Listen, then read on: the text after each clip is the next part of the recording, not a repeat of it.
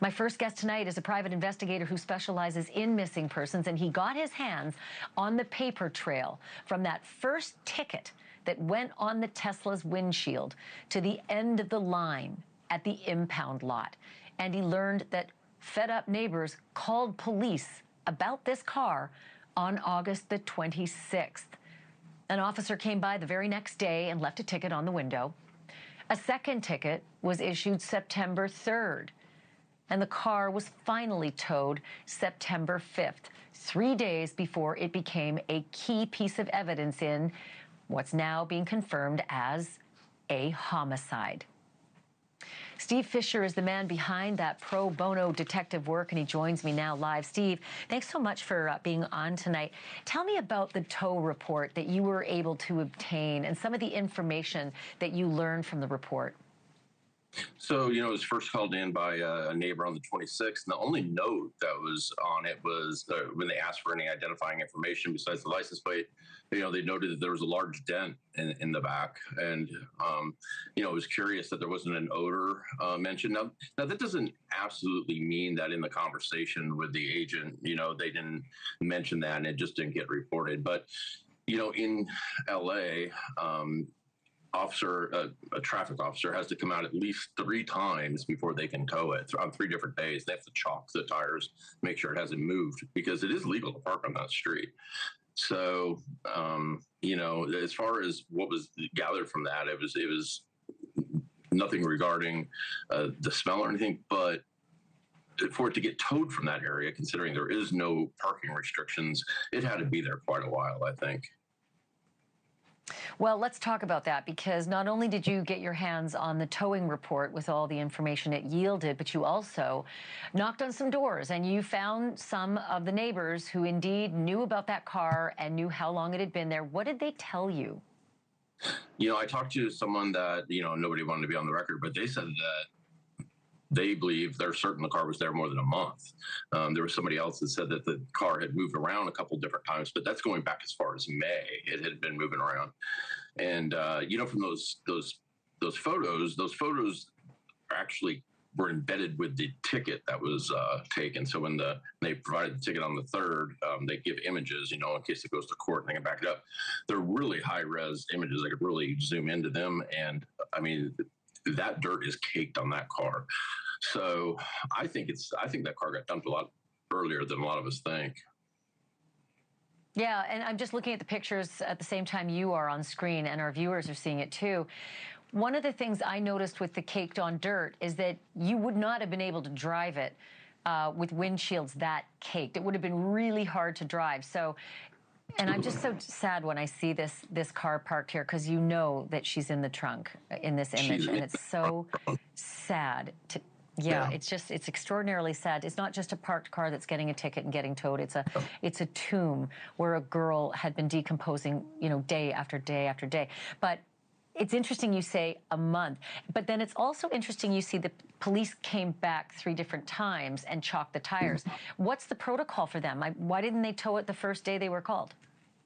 So they're not allowed to tow it unless it's documented that it has not moved in 72 hours. So now when they came out on the 26th, or they got called on the 26th, they came out first on the 27th.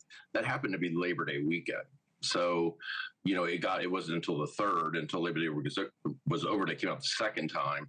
But by ordinance here in LA County, and I do very familiar with this because I live in the area, you have to move within 72 hours. If it's called in as abandoned, it has to also have other factors, such as it appears to be abandoned. If this car was clean, it wouldn't have been towed. Yeah. The fact that, the first call came in and 8 days later it was towed, each time they came out and established the 72-hour rule and had those 3 that they have to have. Did the neighbors that you talked to say anything else about, other than, yeah, it's been here for about a month? Did anybody say it smelled?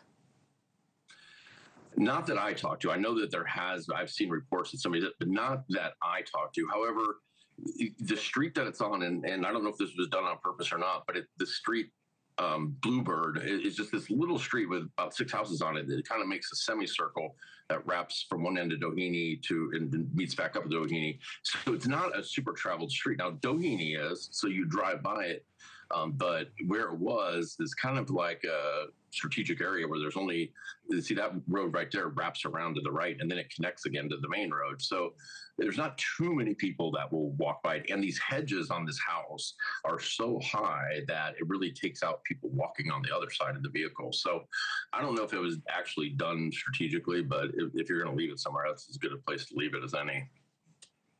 Well, the curious thing is, listen, and this is a sort of a weird topic, but I have a septic field and a septic system, and I've grown up that way, and I know that when the winds shift, it doesn't matter what kind of hedge is nearby. It doesn't matter if it's 30 feet away.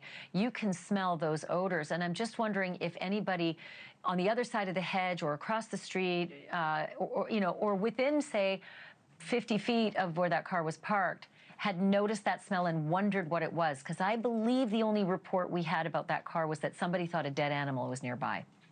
Yeah, and I'll bet you now, in hindsight, they might. But I think that, without this happening, you walk by a car, it's the last thing you think is that somebody's in the trunk, deceased. And so you probably chalk it up to a bunch of other things, like said, a sewer line broke. I mean, it's LA, stuff like this happens a lot. I'm talking about like sewer lines and whatnot. And there's a lot of construction going on in that area all the time. So you could chalk it up to, they hit a line or something like that. I mean, really the last place people go is there's a body in a trunk, Now, of course, now that we know that happened, it's easier to think that way. But, Oh, yeah. Hindsight's 2020, Yeah. But I'm going to ask you about the damage on this car, because you've got a lot of insight into something we haven't all noticed in the video. But before I do that, I want to ask you about this location. I thought it was blocks and blocks away from David's house. It isn't. No, I'd say it's probably 150 feet to Doheny Place, which he's on, from the rear of, from the trunk of that vehicle, because he's the first spot. They're parked on the first spot there. It's very close. In fact, on a weekend, I could see somebody parking there because there wasn't street parking on his street, because his street's very small. Like it's one street over from where his house actually is? Half a block, because his street is really kind of like almost like an alleyway. It's not an alley, but it's really a half of a regular block, because the way the neighborhood's split up, it's very close. You could throw a rock at it. It's unbelievable. It almost makes you wonder if the smell might have even reached the front door of that mansion. Let me ask you about the damage. I didn't notice damage in the towing and in the drone videos, but what did you know about? Well, I didn't really know until I saw these photos. And this car, this is a 2023 Model X. You paid $104,000 for this. I've seen the invoice, and it's just beat up. I don't know what they've done to this car, but I mean, all the wheel wells have got damage, and I'm not really a car guy, but those side fenders on the other side are off. There's huge dent in the rear. The guy parking guy also noticed front right damage.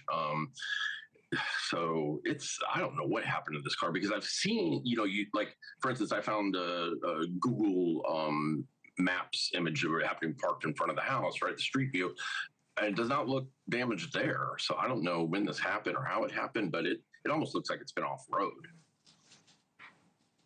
Originally we all thought it was a Model Y until this video showed the door handles, and the door handles apparently are the giveaway for the Model X because they're angel wing doors. They go up instead of out. And so the reports are all changing. I mean, every official report that we saw was a Model Y. It looks very much like a Tesla I have, which is a Model Y, but apparently it is this Model X. And I can tell you one thing, my Tesla was not 104,000. So this is a really souped up version. Mine was like a fifth of that, honest to God. I can't believe the X has got that car was that expensive. Yeah, the X has got a larger front too. It's 6.6 cubic feet as opposed to 4.2 like the Model Y. So kind of explains how she might have fit in there as well. Well, that's a very sad fact that I'll end on. Gosh, I thank you, Steve. Really great digging. I appreciate you doing that. Please come back and talk to us again, because I know that you're still watching this story and digging on this story, as we all are. Appreciate this. Thanks for having me. Steve Fischer joining us. Thank you for watching. Subscribe below and download our NewsNation app right now on your phone, and you will get fact-based, unbiased news for all Americans.